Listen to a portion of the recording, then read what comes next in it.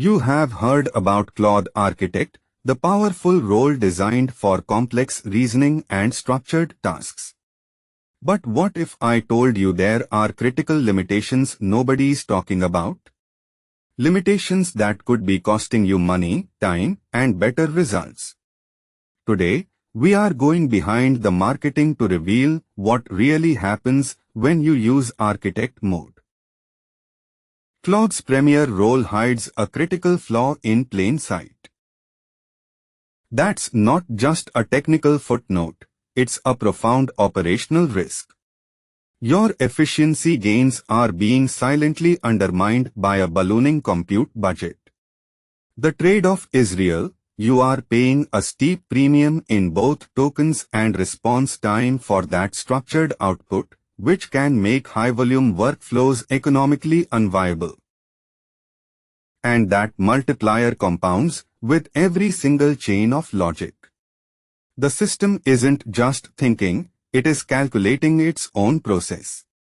You fund the deliberation, not just the answer. For automated systems, this internal tax rapidly erases any perceived speed or cost advantage. Your workflow's economy is being decided in these silent, expensive layers of self-review. Think of it like hiring a brilliant consultant who bills hourly. They need time to ponder your question before they speak.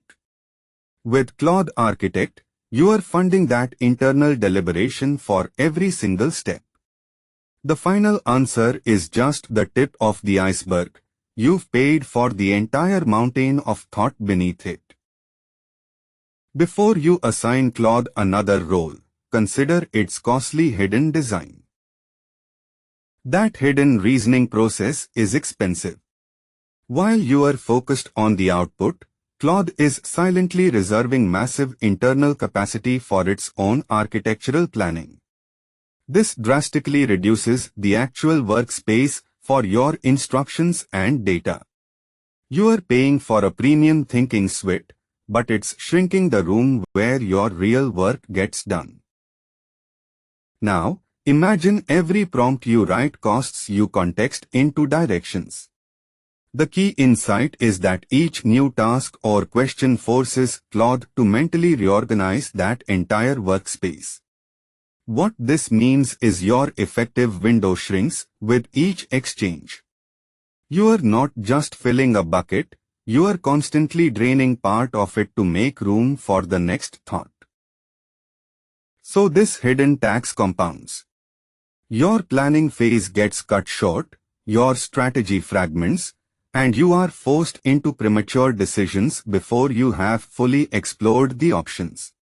The real cost isn't just lost information, it is compromised architectural integrity from the very start. You begin building on unstable ground. Think you need Claude Architect? You are probably spending too much. That deep reasoning comes with a cost: speed. You are paying in time. Every time you wait for that architect to think, your creative momentum stalls. It's the invisible tax on every interaction, and if you are working on tight deadlines, that latency can completely derail your flow. You are trading velocity for depth. But have you considered the second cost?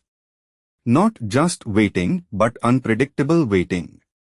For some tasks it is fast, others agonizingly slow.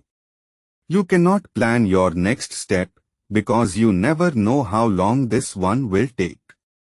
This inconsistency itself becomes a major blocker, forcing constant mental context switching that drains your focus and efficiency. Think of it like a brilliant but eccentric chef. Your meal's perfection is guaranteed, yet you are never told when it will arrive. Sometimes it's minutes, other times you are left pacing. You can't schedule your evening, trapped waiting for a masterpiece. That unpredictability, the constant mental limbo, can be more draining than the delay itself. You think Claude's Architect is powerful. it is dangerously expensive.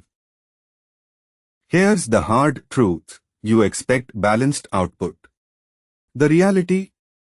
This role is a specialist, not a creative partner. It excels in building frameworks, but will falter when you need novel concepts or unexpected brilliance. For true innovation, its structured thinking becomes a cage. You are left with flawless, yet fundamentally predictable, work every single time. Do not just expect technical tasks to suffer. This includes debugging complex logic or creating unconventional code structures. Its methodical nature, while usually a strength, actively works against the free-form, iterative thinking these tasks demand. You are essentially forcing a meticulous planner to solve a puzzle through pure improvisation. It struggles significantly under that pressure. Here's the uncomfortable reality. That same structured approach that builds flawless code actually creates a rigid conversational barrier. You need to pivot or brainstorm. That's precisely when its methodology fails. The system is optimized for definitive answers, not for the messy, back-and-forth discovery a true conversation requires. It is a fundamental mismatch in cognitive style. Claude's architect role seems perfect until you notice the bill. That price spike hits hard.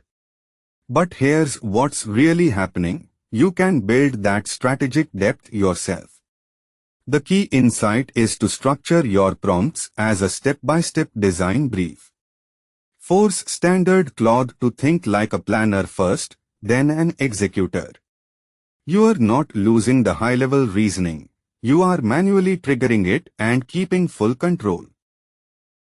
Now, the model choice itself is a secret weapon.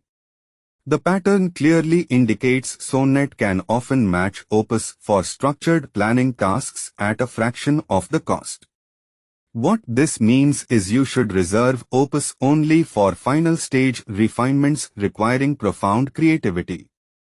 Deploy Sonnet for the heavy lifting of architecture and iteration. But don't lock yourself into a single role. The real power is intentional role switching. Architect for the blueprint, then shift to a specialist role for detailed code or rigorous testing. This forces a fresh perspective and patches the blind spots inherent in any single instruction set. You are not just using a model, you are conducting it.